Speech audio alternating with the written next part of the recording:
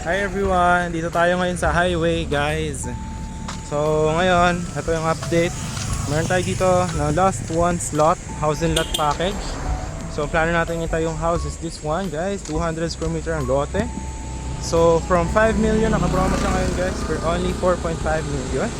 Ayan siya guys, highway, Kinaiya, yan yung landmark. 5 minutes to Tagaytay. Tapos ito lang yung property guys. Lang siya. Ito siya guys. Yan. Dito. Okay. Ayan guys. Ito yung ating yan yung 200 square meter. Natatayuan natin ng housing lot. Tapos ito yung kalsada. Ayan ito. From this muhon hanggang dyan. Gagawa natin dito ng concrete road. 5 meters. Ayan. Nandyan yan. May kaanuhan niya. Katapat. Hanggang dito guys. Yan. Hanggang dyan. So hanggang doon, pag ganyan diretso to. Yan. Pag ganyan yung kalsada, kasi sasara natin yan. Okay? Dahil tayo rin yung owner nitong sa harap na lote. Okay. So ngayon, ito, lalagyan siya ng kalsada. Pag ganyan, bubutasin to. Tapos yun yung highway. Tapos nandito yung 200 square meter na lupa. Tapos gagawa natin siya ng bahay. Ayan, for 4.5M. Ganito ang design. Pwede kayo mamili, tatlong design. This one, or this one, or ito, yan. Tapos ito, dito sa harap, ayan, ito sold na to. 111 square meter naman siya na lote. Tatayuan din ng house. Ayan siya. Okay? So, yan. Papuntahan natin ngayon yung isa naman natin ginagawa dun sa client na house and lot package. Ito naman yung design ng gusto niya. Okay? Tapos ito, magiging 5 meters to na concrete road. Okay? Pakita ko sa inyo. Ayan yung muhon ng 200 square meter. Tapos hanggang dito. Saan na yun? Sa ayan siya, pahaba. Yan. Tapos dito gagawin yung bahay. Tapos ito na yung kalsada naman, papunta dun sa highway. Ayan. Okay. Ito sold na siya. Ito yung sa 111. Hanggang dyan sa muhon dyan. Ito naman yung gagawin ng isang house. So last one slot na lang to na house and lot package. Ayan. Ayan, nakita nyo yung dilaw doon. Yan yung muhon nandito. Tapos diretso. Diretso yan dito. Yan, ito. Hanggang dito pa yung 200 square meter. Ayan guys, oh. Hanggang dito yung muhon. Yan. Yan, hanggang dito po yung muhon. Yan. So, diretso yan doon, yung kanina. So, mahaba po. Tapos, ito yung gagawin yung housing lot. Okay? So, yan. Tapos, dito yung magiging kalsada sa kabila. Yan. So, napakaganda guys kasi ayun lang mismo, highway na. Ayun, nakita nyo yung mga kotse. Ayun lang. Tapos concrete road na 5 meters. And then yung bahay. And ang maganda sa kanya yung frontage niya, pahaba. Ayan.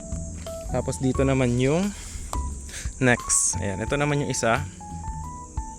Yung ating client, dito yung kanyang parking garage. Ayan. Tapos dito naman yung kanyang bahay. Ayan, dito yung main house. May basement kasi yung house niya guys. Dahil meron siyang easement doon, pa-slope. Tapos dito gagawin yung main na porch, then merong main na entrance. Ayan. Dulo na yan, ito. Alright. So diyan yung concrete road palabas doon. Tapos dito yung hanggang dito po yung dulo nung ating client, 150 square meter. Yan siya. Okay. So dito yung kanyang basement. Ayan. Tapos meron pa siya ditong easement. Ito. Ayan. Pwede niyang gamitin yan. No? Pwede niyang gamitin yan. It's up to him if ano gusto niyo ilagay dyan. Okay? Tapos yan. Dulo na to. Tapos yan. Dugtong yan dun sa may Pakupita Cafe guys. Yan o. Diba? Yan yung sa Pakupita Cafe. So yun guys. Tapos na yung ating property tour. So yun guys, ito yung ating client dyan na ginagawa na natin yung house. Ito last one to, 200 square meter. Tapos yan, pwede na mamili kayo dito sa mga design na to. Tapos from 5M naka-promo siya for only 4.5 million. Commercial property. Ayan, yun lang yung highway. So kung magba-business ka dito for Airbnb, perfect na perfect. But at the same time, napakatahimik na lugar. So definitely, this is it. So yun guys, once again, this is Garn Critch and I hope to see you soon. Guys, sa mga nagtatanong, no, sa terms pala natin dito, bali yung dun sa may mga kumuha dito, kung magkano yung naging package ng house, kasi may mga special pa silang request, 50% po nun yung down and then contract signing para mabili natin yung mga materials, and then next month 500k, next month 500k, kasi 3 to 4 months po gagawin yung bahay.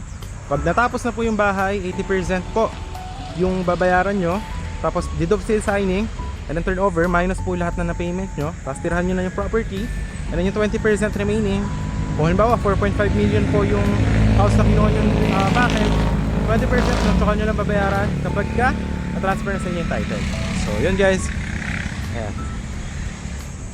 So mag-iiba kasi guys, yung sinasabi ko sa inyo, yung package natin, kasama na yung mga lahat, yung pintura, tiles, CR. Ngayon yung ibang client, may mga request, covered roofing ng garage, or halimbawa may mga request sila na gusto nila yung house will be much bigger. Syempre mag-iiba rin tayo ng price. So ganun siya. So yan.